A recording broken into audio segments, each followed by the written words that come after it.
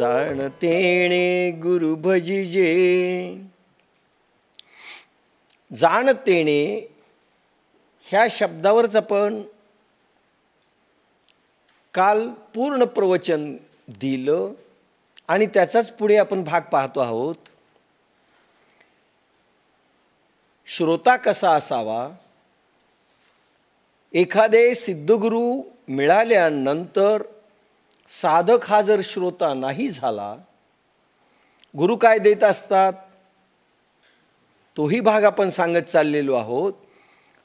आणि इतकी महत्त्वाची गोष्ट जर गुरुकडून शिष्याला मिळत असेल तर शिष्याची क्वालिटी, शिष्य कसा असला पाहिजे, त्याची पात्रता कशी असली पाहिजे हे आपण पाहत आहोत.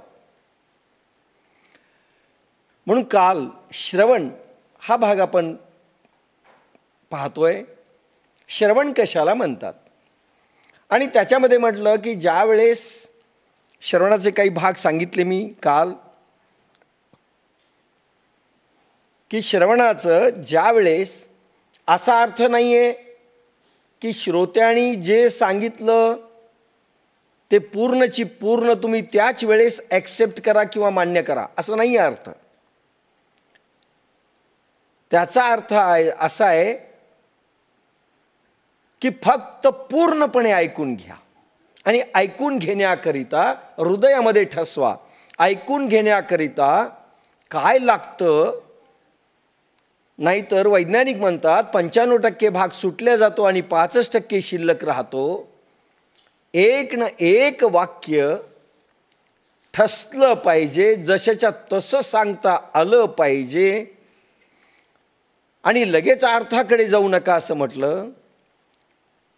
माना डोलवतात काही श्रोते, हां बरोबर आहे, काही श्रोते असं करतात. माना डोलवायच्या नाही, हो म्हणायचं नाही, स्वीकारही करायचं नाही, अस्वीकारही करायचं नाही, फक्त कॉन्सन्ट्रेशन देऊन ऐकायचं, पूर्णपणे ऐकायचं. मध्ये विचारही करायचा नाही, हे आपण पाहिलं. विचार केलं की तितकी लिंक तुटते आणि ती लिंक तुटली की मग स्वतःची गॅप फिलिंग, स्वतःचे शब्द तुम्ही भरता, मग अर्थाचे अनर्थ होतात. काल मी उदाहरण दिले की आपल्याच 15 दिवसामध्ये अर्थाचे अनर्थ शब्दांचे कसे केले. आणि म्हणून एका लेखकाचं उदाहरण दिलं, आस्पेन्स्की, की तो नेहमी म्हणायचा की एखादा शिष्य म्हणाला काल सर तुम्ही असे बोलले होते, तो म्हणाला मी असं बोललो होतो असं सांगू नका, मी जे बोललो त्याचा अर्थ तुम्ही असं समजले होते असं म्हणा. आणि हे फार मोठं महत्त्वाचं आहे की जे सांगितलेलं जातं त्या वाक्यासहित श्रोता घेतो असं नाही. मध्ये डिस्टर्ब झालं, इकडे तिकडे पाहिलं, खा झाली, मन चंचल झालं, स्वीकार आणि अस्वीकार करत राहिला तर तेवढा भाग जातो आणि मग स्वतःचं माणूस भरायचा प्रयत्न करतो आणि त्याच्या अर्थाचे अनर्थ होऊ शकतात. आणि अशा अर्थाचे अनर्थ झाले की सिद्धगुरू जरी मिळाले त्यांच्या वाक्याचा प्रभाव तुमच्यावरती पडणार नाही. हा भाग इथपर्यंत आपण आलो होतो. म्हणून निर्णय एकदम करू नका, स्वीकार आणि अस्वीकार लगेचच करू नका, पूर्णपणे ऐकून घ्या. आणि जर तुम्ही पूर्ण ऐकलं नाही, मध्येच तुम्ही जर मनातल्या मनातच स्वीकार आणि अस्वीकार करायला लागलेत, माना डोलवायला लागलेत किंवा असं काही करायला लागलेत, तर तुम्ही जे त्याचं मूल्यांकन केलंय त्या ऐकण्याचं ते बरोबर होणार नाही. त्याची किंमत काय, त्याची व्हॅल्यू काय? आता पुढचा भाग पाहू. भगवान महावीर आणि भगवान गौतम बुद्ध हे दोघं श्रावक व्हायला पहिल्यांदा सांगतात. जैन धर्मामध्ये श्रावक शब्द वापरण्यात आलेला आहे. श्रावक म्हणजे उत्तम श्रोता. श्रावक आणि श्राविका त्यांच्याकडे शब्द मुद्दाम आलेला आहे की श्रावक आहेत आम्ही. खरं म्हणजे आजपर्यंत कोणी श्रावक झाला की नाही शंका आहे. सध्याचे श्रोते श्रावक आहे का शंका आहे. पण श्रावक शब्द मात्र उच्चारला जातो. श्रावक आणि श्राविका व्हायला पाहिजेत तर श्रावकाच्या कंडिशन्स काय काय आहेत ते मी सांगत चाललेलो आहे. मार्गदर्शनामध्ये देखील गुरुच्या किंवा मार्गदर्शकाच्या एक एक वाक्य महत्वाचं आहे. इकडे तिकडे जरासा काही जर फरक केला, भाषा सूत्रमय असते, सूत्रमय भाषा आहे. आणि या सूत्रमय आगळपगळ भाषा नसते, त्याची क्रियापद व्यवस्थित वापरलेली असतात. जशाच्या तशी वाक्यरचना लक्षात राहिली पाहिजे आणि ती लिहून घेतली पाहिजे डायरीवर. थोडेही त्याच्यामध्ये चुका किंवा तुमचं स्वतःचं झालं ते तुमचं असेल, तुमचं मग मनन, तुमचं चिंतन, ते सांगणाऱ्याचा तोचा हेतू होता असं काही समजू नका. साधक जे पुढे सरकत नाही त्याचं कारण पूर्णपणे प्रत्येक वाक्य झेलल्या जात नाही, ऐकल्या जात नाही. म्हणून श्रावक आणि श्राविका हे महत्त्वाचे आहेत. म्हणून जैन धर्मामध्ये किंवा बौद्ध धर्मामध्ये किंवा इकडेही श्रावक झाले आहेत हे बरोबर नाही. एकही श्रावक चालतो. महाराजा जनक ज्यावेळेस अष्टावक्र भागवत कथा सांगत होतेस, त्यावेळेस महाराजा जनक एकच श्रोता होते. आग लागली जनकपुरीला, मायावी आग. आणि महाराजा जनकाला पळत आले लोक, महाराज महाराज आग लागली. स्वतःही ते सांगतायत, गुरु पळा, जा तुम्ही. आग लागली जनकपुरीला, काही त्यांनी लक्ष दिलं नाही. पुन्हा आले, नाही महाराज राजवाड्याला देखील आग लागली. स्वतः गुरुजी म्हणाले तुम्ही जा. ते म्हणाले कोणाचा राजवाडा? अरे ज्याने दिलंय त्याला जाळायचं असेल तर जाळून टाकील, मी चिंता कशाला करू. याला श्रावक म्हणतात. No diversion of mind. आणि म्हणून अनेक वेळेस म्हणते उत्तम श्रोता मिळत नाही.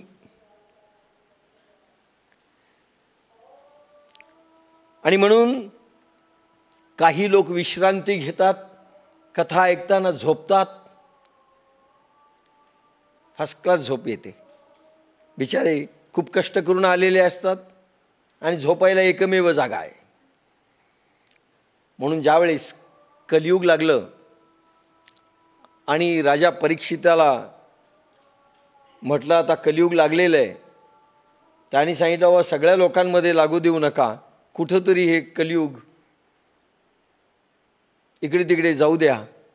तर म्हणले 4 लोकांकडे, जे सोनं जास्त घेतील त्यांच्याकडे कलियुग त्यांच्या छातीवर बसेल. आणि एक सांगितलं कथेमध्ये जे झोपतील त्यांच्या मानगुटीवर एक बसेल. बिलकुल झोप येते, कारण डायव्हर्शन ऑफ माइंड असतं, लक्षच नसतं, किंमतही नसते. एक एक वाक्य झेललेच जात नाही. म्हणून विश्रांती घेतात व काही आपल्या दुसऱ्याच भानगडीत असतात, मनामध्ये दुसऱ्याच भानगडी असतात, इकडे तिकडे पाहत असतात. काही काही श्रोते एक दुसऱ्याकडे पाहत असतात, बाकीचे कसे पाहिले टकटक हे त्यांच्याकडे पाहतात, लक्षच नसतं. वळवळ चळवळ हे श्रोते होऊ शकत नाही. सिद्ध गुरु मिळो की अजून उत्तम वक्ता मिळो, यांची जागा तीच आहे, यांची दुसरी जागा असूच शकत नाही. नंतरची पायरी, श्रवणाची पहिली पायरी, श्रवण प्रगाढ असले पाहिजे, गाढ असले पाहिजे. एक एक वाक्य. म्हणून मी कालच उदाहरण दिलं, चंद्रशेखर गाडगिळींनी सांगितलं जशाच्या तसं रिप्रोड्यूस नंतर मी केलं आणि एक आपल्या मार्गदर्शक साधकांनी केलं, बाकीच्यांनी केलं नाही. आणि मला 1 तास बोलत होता, एक एक वाक्य मला सांगा. मग वाक्य तरी तोडून फोडून सांगायचे नाही, अर्थाचे अनर्थ होतील. वाक्य तुटलं आणि तुमचं तुम्ही स्वतःचं काही घातलं की अर्थ बदलले, बिलकुल अर्थ बदलतात. शेखरांची भाषा सूत्रमय, सिद्धगुरु सूत्रमय भाषेत बोलतात. सहज जरी बोललं तरी ती सूत्रमय भाषा समजा. सहज बोलणे हाची उपदेश. सूत्रमय भाषा. गण प्रगाढ असले पाहिजे. प्रत्येक वाक्य म्हणजे महत्वपूर्ण आहे असं वाचलं पाहिजे. 3 वाक्य जरी तुमचे तुटले ऐकण्यामध्ये, संदर्भ बदलतो, अर्थ तुमच्या मनातले लागतील, ते तसेच बोललेले असतील असं नाही. जाणतेने गुरु भजिजे, आपण फक्त त्याच्यावर बोल राहिलो. महावाक्य ऐकताना जीव ब्रह्माचे एकत्व मिलन, एक रूप मिलन अनुसंधानात झाले पाहिजे. प्राण मन बुद्धीने अहंकार सद्गुरूच्या शक्तीने आणि तुमच्या साधनेच्या जोरावर ते ज्यावेळेस बुद्धी केंद्रामध्ये जाऊन, आत्म्यामध्ये जाऊन हा सगळा प्रवाह एकरूप होईल, तो एकरूप झालेला प्रवाह पुन्हा खाली येऊ नये, बहिर्मुख होऊ नये म्हणून अनुसंधान जरुरी आहे. हे सगळं सविकल्प समाधीनंतर जास्त याचा अनुभव येतो. सद्गुरू ब्रह्मसाक्षात्कार करताना महावाक्यांचा उपदेश करतात. लक्षात घ्या, ते वाक्य कसे असतात. त्यावेळेस सद्गुरू देखील समाधीतून बोलत असतात. संपूर्ण शक्ती एकवटलेली असते आणि साधक जर झोपलेला असेल, साधक रिसिव्ह कॅपॅसिटीमध्ये नसेल, त्याची श्रद्धा आणि विश्वास कमी पडला, खलास. असं म्हणतात भगवान शंभू पार्वतीला उपदेश करीत होते. एक ब्रह्मसाक्षात्कार करायचा होता पार्वतीला असं समजा. माता पार्वती ऐकत असताना भगवान शंभू समाधीत जाऊन बोलत होते. एक एक वाक्य तेजोमय निघत होतं. बॉम्बपेक्षाही प्रस्फुटित असतं तसं वाक्य. आणि ज्यावेळेस असे वाक्य निघत होते, माता झोपली. बाया शक्यतो झोपतात. पिक पॉइंट आला की कसं झोप लागते देव जाणे. आणि मच्छगर्भामध्ये मच्छिंद्रनाथांनी ते ऐकलं. हुंकार देत होते मच्छिंद्रनाथ. आणि भगवान शंभूंनी डोळे उघडले तर ह्या झोपलेल्या आहेत गाढ. मग म्हणले हुंकार कोणी दिला? तर मच्छगर्भामध्ये समाधीतून पाहिलं तर मच्छिंद्रनाथ होते.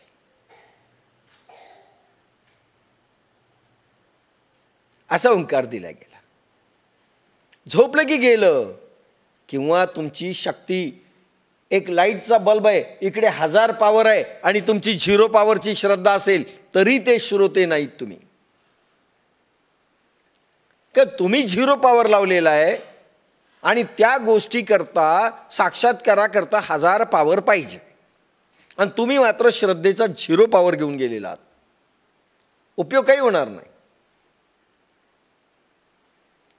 ऐकाल तुम्ही, पण तुमचं पॉवर 0 असल्यामुळे तुम्हाला तेवढंच मिळणार आहे. अधिकार तैसा करू उपदेश, साहे ओझे जास तेच देऊ. तुकाराम म्हणतात अधिकार तैसा करू उपदेश, साहे ओझे जास तेच देऊ. ज्याला जेवढं पेलेल ना तेवढं देऊन, आणि तुमचा अधिकार दाखवा, तुमची पात्रता दाखवा, तुमची रिसेप्टिव्हिटी दाखवा, तेवढाच भाग मी देईल, बाकी नाही. म्हणून अनुसंधान इतकं झालं पाहिजे. अनुसंधान कशाला म्हणतात? अखंडितपणे श्वासावरती ध्यान म्हणजे अनुसंधान. अनुसंधानाचा अर्थ जगात फार वेगळा केला जातो. आज नाही सांगणार, ज्या वेळेस जसा प्रसंग येईल तसं सांगेल. श्वासावरती लक्ष देणे अखंडित पाहिजे. तुकारामही म्हणतात व्यवहाराची सरळी मात अखंडित अनुसंधान. अखंडित शब्द आहे, खंडित अनुसंधान नाही. आणि अखंडित अनुसंधानाकरिता भगवंताची स्मृती, भगवंताचं स्मरण अखंडित असलं पाहिजे. आणि तुमचं श्रोते पण पहिल्यांदा अखंडित पाहिजे, तर भगवंताचं स्मरण अखंडित राहील आणि मगच तुम्हाला अनुसंधान राहील. नाही तर प्रयोग दिल्यानंतर अनेक साधक काय करतात? आम्हाला लक्षात राहत नाही. कोणी म्हणतो थोडं थोडं राहतं, कधी कधी राहतं. तुम्ही श्रोते नाहीत. काही दिलं त्याचं वाटोळं होणार, त्याचं वाटोळं होणार. नंतरचा पॉइंट, गुरुने महावाक्याचा बोध केला, त्यालाच तुम्ही धरून बसले. धरा, हरकत नाही, बरोबर आहे. शास्त्र संपलं मात्र नंतर. शास्त्रामध्ये काय सांगितलं, गुरूंचं महावाक्य एकदा आले किंवा गुरु जे बोलतील ते तुमचं शास्त्र असलं पाहिजे. जाणतेणे गुरु भजिजे. शास्त्रात काय लिहिलं हे जर तुम्ही पाहत बसले, बॅकला गेले तर तुम्ही गेले. सांगितलं ते पूर्ण झालं पाहिजे. श्रवण मनन निधिध्यासन समाधीमध्ये उतरले की मुक्ती. गुरुचा एकदा महाबोध झाला, साधुबोध झाला नुरोनिया ठेला, ठाईच मुरला अनुभवे. कापुराच्या वाती उजळल्या ज्योती, ठाईच समाप्ती झाली जैसी.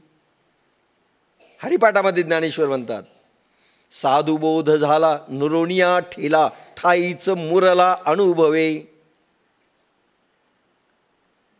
कापुराच्या वाती उजळल्या ज्योती, ठाईच समाप्ती झाली जैसी.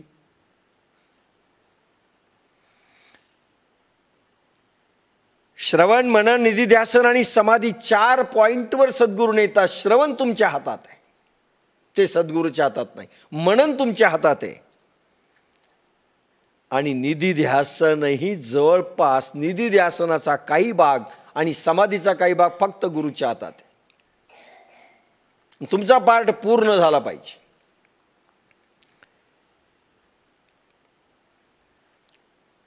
गुरु जे बोलतील ते केमिस्ट्री सारखे वाक्य समजा, सूत्रमय भाषा, गणितीय भाषा, त्याच्यात फरक नाही करायचा.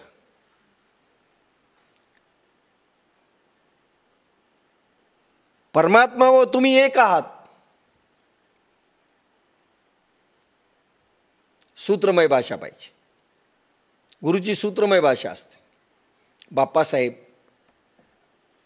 माझे गुरु, परमपूजनीय आपले ऋषी पाठक बाप्पासाहेब ज्यावेळेस इंदोरच्या मोदीजी महाराजांकडे काशीमध्ये राहिले बाप्पासाहेब साधना करण्याकरिता 6 महिने, आणि मोदीजी महाराज त्यांना तिथे भेटत असत. आणि बाप्पासाहेब ऐकत नसत काही गोष्टी. ते सहज बोलले, अरे बाबा, ज्या शास्त्रामधनं, ज्या नामजपामधनं, ज्या प्रयोगांमधून, थोडं मागे बसा, ज्या प्रयोगांमधून तुम्ही इथपर्यंत आलेला आहात, आता पुढच्या वर्गात जायचं का तिथेच राहायचं? ऐकले नाही. त्यांनी सांगितलं, देवपूजा करू नका. इनडायरेक्टली वैश्यदेव नैवेद्य बाप्पासाहेब सगळं करत असत. काहीही करू नका, पोथ्या वाचू नका, आता पुढचं साधन करा. हे आपले गपचूप करायचे, त्यानं समजायचं. शेवटी दुसऱ्या वेळेस 2दा-3दा सांगत असतात. दुसऱ्या वेळेस मोदीजी महाराजांचं इंदोरहून पत्र आलं बाप्पासाहेबांना की सकाळी उठा, डोळे उघडल्याबरोबर एक यज्ञ पुरुषाचं तुम्हाला दर्शन होईल. त्यांनी डोळे उघडले, त्याच्याबरोबर एक यज्ञ पुरुष खिडकीतून प्रगट झाला आणि 3 वाक्य बोलला हिंदीमध्ये. आकाश में गमन करने वाले सिद्ध पुरुषों का कहना माना करो. आकाश में गमन करने वाले सिद्ध पुरुषों का कहना माना करो. आकाश में गमन करने वाले सिद्ध पुरुषों का कहना माना करो असं म्हणलं आणि तो गुप्त झाला. यांना अर्थच समजला नाही. पुन्हा हे आपले, आणि कशा करता तो बोलला हेही समजलं नाही. फार अवघड आहे. मनन पाहिजे. पुढे मनन हा भाग येईल. श्रवण झालंय, कशा करता बोललं, रेफरन्स टू कॉन्टेक्स्ट काय आहे, अर्थ काय आहेत. त्यानंतर मात्र बाप्पासाहेब पुन्हा आपलं तेच करत होते, बेकंबियाचा धडा गिरवत होते. मॅट्रिकमध्ये गेल्यानंतर 8वीचं पुस्तक जसं निकामी होतं आणि पुन्हा तुम्ही 8वीत जर गेले तर 10वीचा शिक्षक म्हणेल 8वी सोड. तशातला हा प्रकार आहे. वरच्या वर्गात गेल्यानंतर खालचे पुस्तकं निकामी होतात. परंतु शेवटी बाप्पासाहेब ऐकले नाही म्हणून एकदा मोदीजी महाराजांनी पत्र पाठवलं, सकाळी उठल्याबरोबर घोकलेलं शिकलेलं सगळं विसरून जाशील. खटकन म्हणले, एकही मंत्र आठवत नव्हता सकाळी. सामदाम दंडभेद गुरुनंतर असाही पावर वापरतात. आणि म्हणून श्रोते पण पक्क पाहिजे. जाणतेने गुरु भजिजे, चुकले की तुम्ही गेले. मानवतचे संभादादा मानवतकर होते. मी लहान होतो, बाप्पासाहेब भेटलेले नव्हते. योगानंद महाराजांचे ते शिष्य होते. 12 वर्षपर्यंत त्यांच्याकडे वेदाध्ययन केलं. काही हठयोगाची थोडी बहुत साधना केली. गायत्रीचा जप त्यांचा चालायचा. 12 पुरस्चरण झाले होते मोठे. 24 लाखाचं एक पुरस्चरण, असे 12 पुरस्चरण. 24 लाख गुणिले 12, अखंड त्यांचं हवन करून पुरस्चरण असायचं. ते सांगत असताना मी ऐकलं, वडिलांना सांगत होते, काही लोकांना सांगत होते, देवी जगदंबा प्रगट झाली. मी असं नको म्हणलं की ती गुप्त झाली. मला समजलं नाही म्हणले. एक साधू आला, बच्चा आ बोले वहां पर मिल कला. हे गेले. रस्त्यामध्ये एक बैल मरून पडलेला होता. यांनी आपलं कपडा लावला नाकाला, सडलेला वास येत होता. पुढे गेले. तो साधू पलीकडे होता. त्यांनी पाहिलं यांना कपडा लावताना. जा बोले जा, चान्स आउट हो गया. ते म्हणे मलाही हे समजलं नाही. आणि बाप्पासाहेब भेटल्यानंतर पहिल्यांदा प्रश्न मी असे केले बाप्पासाहेबाला. बाप्पासाहेब म्हणाले, याचं उत्तर तूच देशील काही दिवसानंतर. काय चुकले ते. तुमच्या झालेल्या चुका माफ केल्या जात नाहीत. सद्गुरूकडे नाहीत आणि वरच्या लेवलला गुरुकडे देखील, आपल्या देवाकडे नाही. म्हणून जाणतेने गुरु भजिजे. सर्वांसाठी सांगून चाललोय. एक एक विषय लक्षात घ्या. मग आम्हाला अनुभव येत नाहीत, आमचे अनुभव कमी झाले, तुमची कृपा असू द्या. ह्या भोळ्या श्रद्धा फेकून द्या, टाकून द्या. भगवान कृष्ण जरी अवतरले तरी द्वारका बुडवलेली आहे, लक्षात घ्या. नाही नेता येत तरुण कोणाला. आपल्या झालेल्या चुका कुठेही माफ होत नाहीत. सांगणारा कोणी नसेल तरी त्या चुकाच आहेत. नाही होता कामा. कोणाच्याही माफी मिळाली नाही.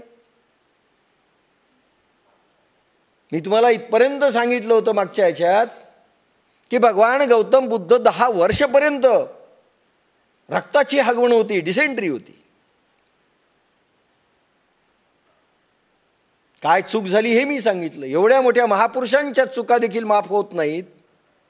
महावीर 6 महिनेपर्यंत डायरियामध्ये होते. तुम हम की झाड की पत्ती. विज्ञानाला तुम्हाला बाजूला सारता येणार नाही. वैज्ञानिक दृष्टिकोन नाही जर घेतला त्याही चुकामध्ये येतं. तोही भाग माफ होत नाही. शरीर धर्म हा विज्ञानावर चालतं. अंधश्रद्धेवर, भोळ्या श्रद्धेवर चालत नाही. म्हणून प्रत्येक गोष्ट जाणतेने गुरु भजिजे. कुठलाही गैबू गुरु आणि कुठलंही काही केलं आणि त्यांनी काही सांगितलं ते वाक्य बाबा वाक्य प्रमाणम बरोबर नाही. म्हणून मी सांगितलंय की आपल्याकडे जे विज्ञान आपण दिलंय आणि आपल्याकडचे प्रयोग आजपर्यंत मी दुसरीकडे कुठेही ऐकलेले नाहीत. ही आपल्या मोदीजी महाराजांची कृपा आहे, बाप्पासाहेबांची कृपा आहे, ज्ञानेश्वर माऊलींचा आशीर्वाद आहे. नाही एवढं विज्ञान. हे महावाक्य आध्यात्मिक केमिस्ट्री सारखे आहेत. परमात्मा व तुम्ही एक आहात, दोन नाहीत. एक उरलं पाहिजे. श्रोते पण कशाला पाहिजे? वक्ता आणि श्रोता याच्यापैकी एक उरलं पाहिजे. वक्ता सांगत असताना त्याला श्रोता दिसू नये. त्याला वाटलं पाहिजे आपण एकटेच आहोत. आणि श्रोत्याला वाटलं पाहिजे आता दुसरं कोणी नाही, मी एकटाच उरलोय. द्वैत राहता कामा नये, एकच उरलं पाहिजे. ह्यावरच वेदांताचा विस्तार आहे. एकच वाक्यावर विस्तार आहे बरं सर्व वेदांताच्या आणि सर्व धर्माचा. दोन नाही, द्वैत नाही, एक व्हा.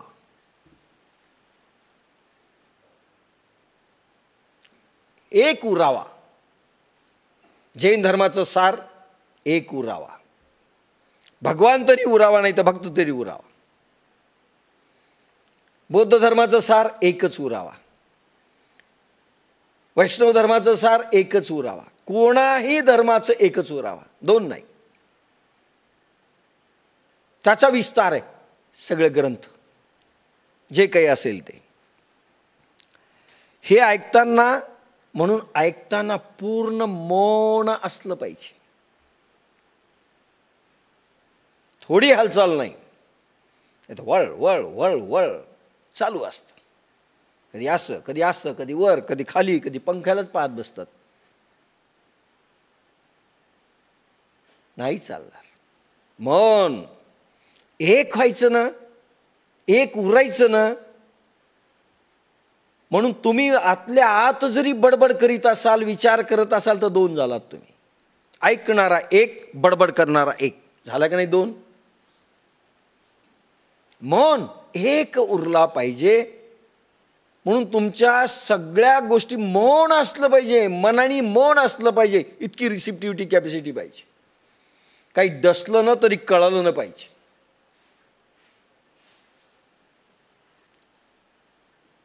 आता एक जण बसतायत, कसे बसतायत सगळे पाहिलेत, कसे आले सगळे पाहिलेत, काही जण पाहिलेत. मौन नाहीत तुम्ही.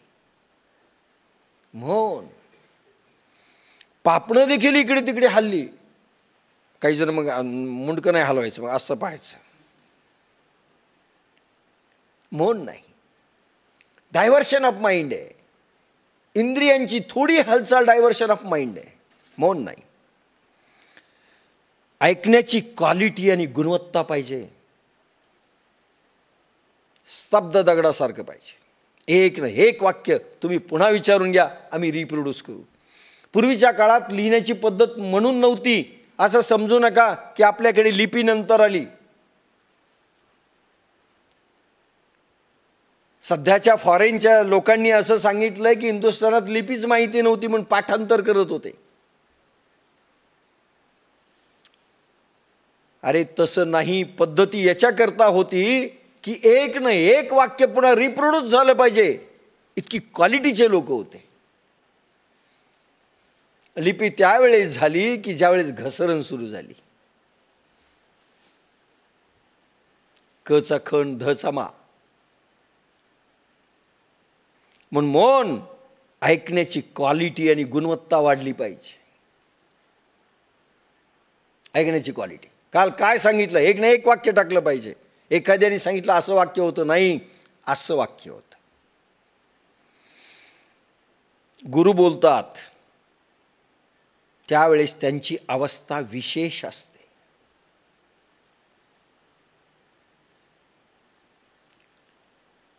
लक्षात घ्या, ज्यावेळेस ते बोलतात, ज्यावेळेस मार्गदर्शन देतात किंवा व्यासपीठावर बोलतात, त्यावेळेस ते विशिष्ट स्टेट ऑफ माइंड असतं. विशेष स्थिती असते. बुद्धी केंद्र, प्रज्ञा सुरू केलेली असते. आणि प्रज्ञेमधनं ते वाक्य प्रसवतात, एक स्फुल्लिंग घेऊन उठतात. म्हणून अनेक लोकांना अनुभव आहे, सांगता सांगता आपण अनेकांना येऊ देत नाही त्याच्यामध्ये, कारण अनेकांना अनुभव येऊन जातो. आपल्याकडे एका प्रोफेसरची मुलगी आली होती, तिला त्याच दिवशी मिळालं ज्ञानेश्वरी ऐकताना, परेशान झाले. जळगावला प्रवचन देत असताना एकाला अनुभव आला, त्यांनी पत्र पाठवलं मला. तो कर्मांचा अभंग काढला होता, आम्ही वैकुंठवासी आलो याची कारणासी. त्या अभंगामध्ये त्याला रात्री असा उडाल्याचा अनुभव आला, त्यांनी लिहून पाठवलं.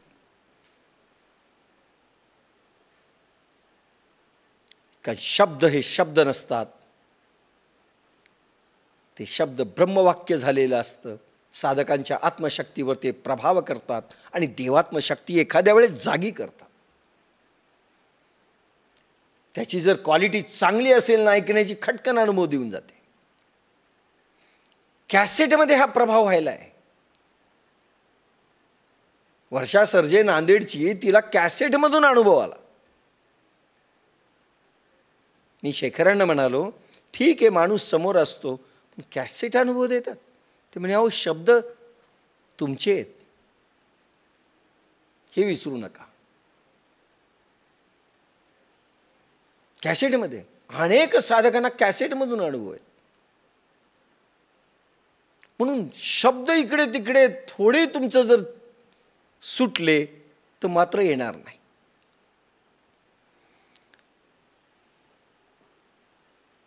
गुरु बोलतात ती विशेष अवस्था असते, वेळ असते, विशिष्ट टाईमला बोलतात. तुम्हाला मार्गदर्शनाला टाईम दिला जातो.